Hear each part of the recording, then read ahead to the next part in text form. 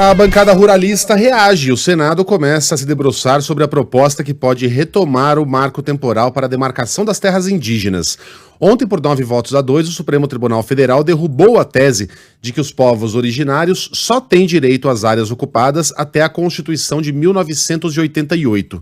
O ministro Luiz Fux seguiu o relator Edson Fachin e votou contra o marco temporal.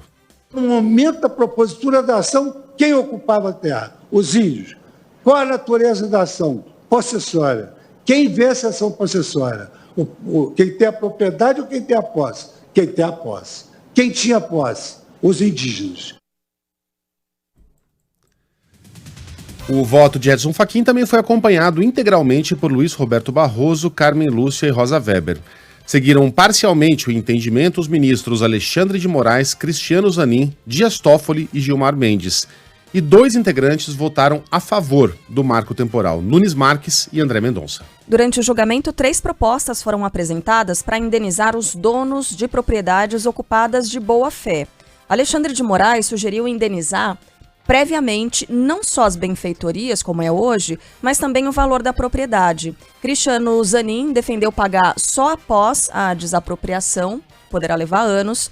Dias Toffoli propôs reassentar os proprietários e, quando isso não for possível, que seja paga uma indenização prévia pelas benfeitorias e também pela terra. A forma de indenização vai ser definida pelo STF na semana que vem. Mesmo votando contra o marco temporal, o ministro Gilmar Mendes questionou a forma como as etnias podem reivindicar os territórios. Ele citou como exemplo a Boca Maldita, uma área no centro de Curitiba. Daqui a pouco nós vamos estar lá, ministro Fachin, na Boca Maldita, com área, discutindo uma área indígena. É possível. Qual é o limite? O que nós dissemos? Porque certamente vai haver, um dia passou, esteve lá na Boca Maldita, índio. No Congresso, um projeto de lei já aprovado na Câmara, que estabelece o marco temporal e impede, portanto, a ampliação de terras indígenas demarcadas, está em análise no Senado. O texto deve ser votado na Comissão de Constituição e Justiça na próxima semana e depois seguirá para o plenário da Casa.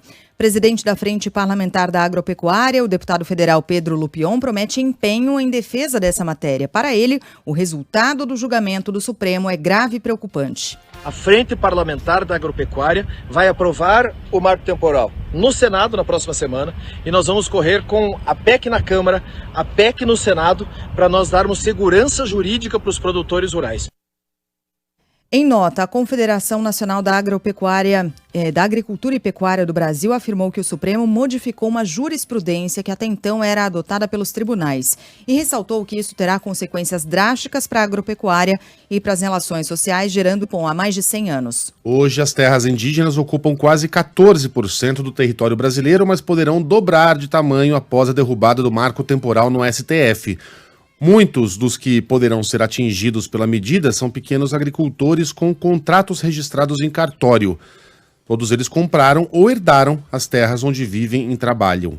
E em Santa Catarina são mais de 500 famílias, como a do produtor Ari Simon, que poderá ser obrigado a deixar o sítio onde mora há mais de 70 anos. Eu nasci nessa propriedade.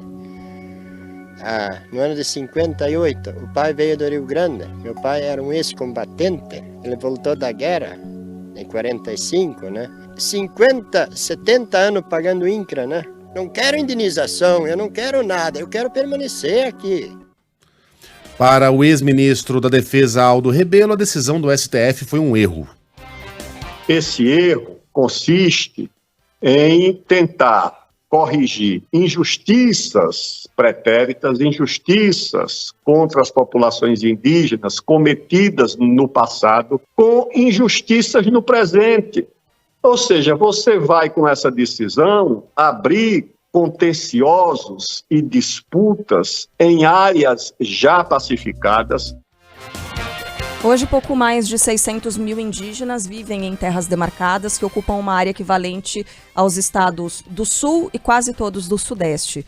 Como comparação, só os territórios preservados pela agropecuária são 33% do país, o que representa todo o Centro-Oeste e boa parte do Norte. Segundo Aldo Rebelo, a preocupação com causas indígenas esconde a defesa de interesses internacionais e ele defende que a decisão do Supremo seja revertida no Congresso Nacional. eu acho que agora o Congresso tem o dever e o desafio de corrigir a decisão do Supremo com uma emenda à Constituição que reponha a interpretação que foi mudada pelo Supremo do artigo 231 da Constituição Federal. Sem o marco temporal, as áreas ocupadas pelos povos indígenas poderão passar de 14% para 28% do território brasileiro.